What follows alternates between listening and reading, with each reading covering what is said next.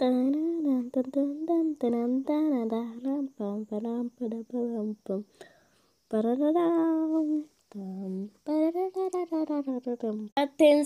de último minuto.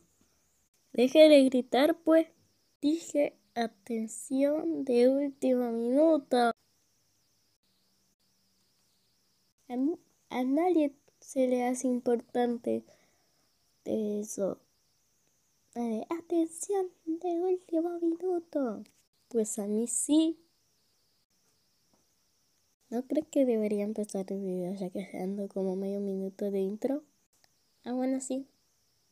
Ahora sí, ¿no?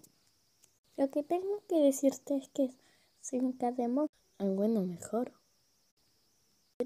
¿Le podrías decirle a alguno de tus amigos que es una estúpida que subió una araña, una pobre araña? No sé qué decirte.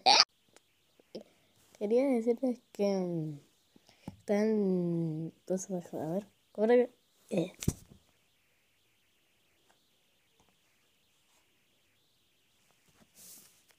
Que estoy en caída. Y para empeorar. Y...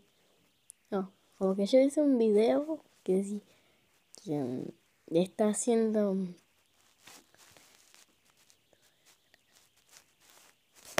Que le estaba metacriticar a un emoji que era... No sé qué sería, es una araña. Y por eso me tiré contra él.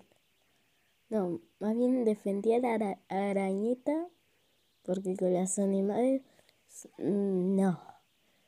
Si quieres ser un cademoji, uno de ustedes, pero con los bichitos y los animales, no. ¿Y saben cuánto apoyo tuve ese video? Como 7.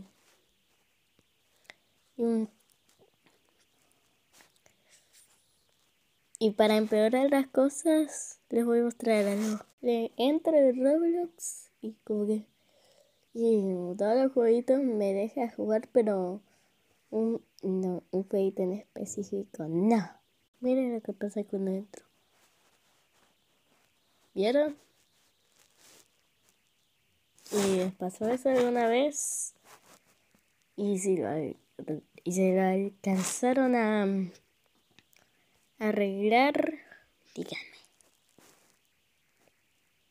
O mándenme un video que diga